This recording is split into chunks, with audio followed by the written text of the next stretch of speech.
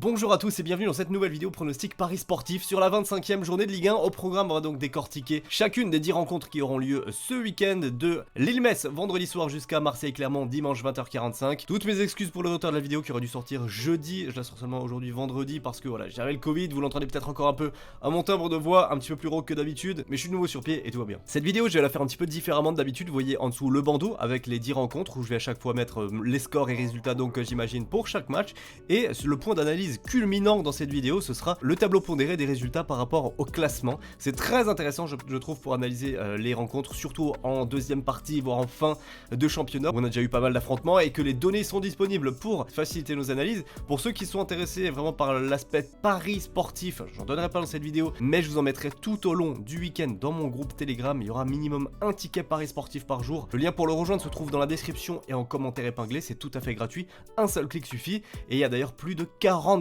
000 personnes maintenant qui suivent mes tickets tous les jours. Je vous réserve d'ailleurs un pronostic pour ce match vendredi soir entre Lille et Metz, allez checker tout ça. On démarre donc cette 25e journée vendredi soir avec Lille à domicile qui affronte Metz. Lille, on voit qu'à domicile c'est extrêmement solide, seulement 2 petites défaites, c'était contre les équipes du haut du tableau, Nice 4-0 et Paris 5-1. Sinon ça fait le taf, match nul victoire en tout cas, ça ne perd pas. De l'autre côté on a un mal classé Metz qui est avant-dernier du classement à l'extérieur, alors c'est pas catastrophique mais contre les équipes du haut du tableau c'est une seule victoire, c'était sur la pelouse de Nice 1-0, on sait que Nice est assez coutumier du fait, ils sont capables de perdre ce genre de match là où ils sont pas toujours concentrés et focus à 100%. Lille est une équipe quand même bien plus expérimentée, je pense qu'on aura un score qui va se rapprocher plus du 2-3-0 en faveur du LOSC, comme contre Strasbourg, Rennes, Monaco, Lens, Nantes, bref des défaites assez logiques du Football Club de Metz, et je vais dire 2-0 en faveur de Lille. Ce Lens-Lyon est très difficile à pronostiquer puisque vous le voyez, Lyon contre les équipes mieux classées que eux et à l'extérieur c'est à chaque fois des défaites, 2-0 à Monaco, 4-1 à Rennes, 3-2 à Nice,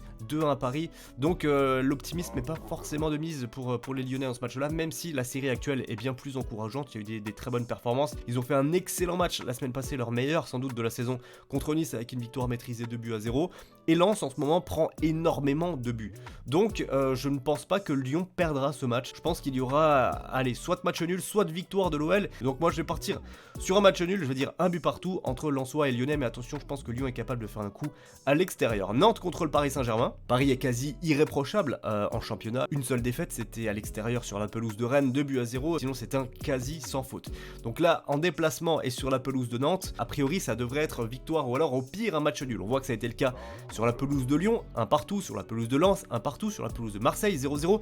À la rigueur, ce type de score est possible. Et Nantes à domicile, c'est pas mal non plus. Même si contre les grosses équipes, les mieux classées qu'eux, il n'y a qu'une seule victoire, 3-2 contre Lens. Ils ont tenu Monaco en échec 0-0, Strasbourg 2 buts partout. Contre Lyon et Marseille, ils prennent un petit but.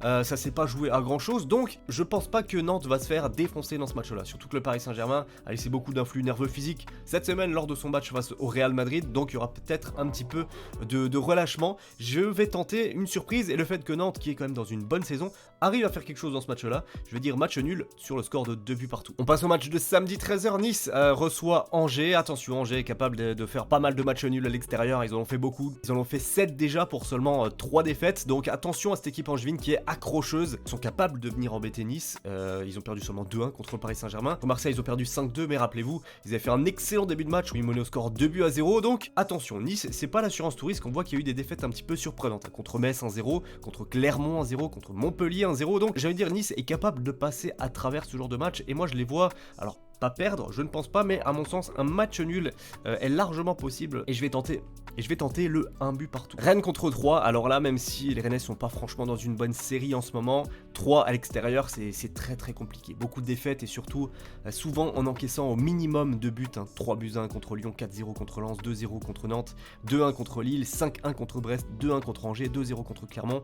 C'est à l'un de ces scores que je m'attends véritablement face au Stade Rennais. Rennes a eu quelques résultats surprenants à domicile, mais globalement c'est quand même assez fiable et je pense que Rennes va remporter assez facilement ce match. Je vais dire 2-0. Lorient-Montpellier sur ce match, de base je pensais que Montpellier allait être assez logiquement favori, mais déjà les bookmakers les cotent outsider, et lorsque je vois ce type de résultat et surtout la forme grandissante en ce moment de Lorient qui a fait match nul 0-0 la semaine passée sur la pelouse de Monaco, je me dis attention, il peut y avoir danger pour Montpellier, et finalement j'ai orienté mon choix vers une victoire de Lorient dans ce match là qui est capable à domicile de faire des belles victoires, 1-0 contre Nice, 1-0 contre Monaco, 2-0 contre Lens, 2-1 contre Lille. Ils ont même tenu en échec le Paris Saint-Germain, un but partout.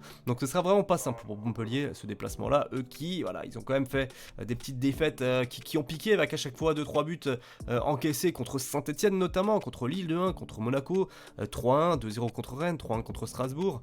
Donc voilà, Montpellier à domicile, je pense que ça peut passer à travers et je vais tenter le même score, la revanche par rapport au match aller, 3-1, mais cette fois en faveur des Lorientais. Saint-Etienne-Strasbourg, attention, puisque Saint-Etienne reste sur 3 victoires consécutives, ça n'était jamais arrivé cette saison, et Duprat, on le sent, a réussi à fédérer un bel état d'esprit autour de cette équipe qui fait des progrès et qui peut maintenant espérer un maintien. Ils ne sont plus derniers du championnat, ils ont laissé cette place à Bordeaux et à Metz qui sont derrière eux, mais là ils vont affronter un gros morceau, une équipe qui enchaîne et dont on ne sait pas finalement jusqu'où elle va pouvoir aller cette saison. Strasbourg est 4ème du championnat, ils sont extrêmement bien placés également en termes de points, tout est possible pour eux et ils peuvent nourrir des ambitions logiques dans ce match-là, puisque Saint-Etienne est 18ème du classement et on voit à domicile qu'ils ont pris pas mal de claques, notamment contre les équipes du haut du classement. 3-1 contre Paris, 3-0 contre Nice, 5-0 contre Rennes. Ça fait quand même de l'espoir pour Strasbourg qui est classé 4ème et qui a battu cette même équipe 5-1 au match aller. Donc je vais partir vers une victoire de Strasbourg, 2-1. Le match nul est honnêtement possible vu la forme de Saint-Etienne en ce moment. Un petit 1 partout est possible, mais je vais tenter la victoire du Racing et qui pourrait donc, selon mes résultats, faire une énorme opération ce week-end. Reims-Brest, deux équipes assez irrégulières en ce moment, ça souffle le chaud et le froid très souvent. Difficile de donner un vainqueur et une tendance claire dans ce match-là. Les deux équipes sont capables de faire des bons matchs, que ce soit Reims à domicile ou Brest à l'extérieur, donc je suis assez partagé.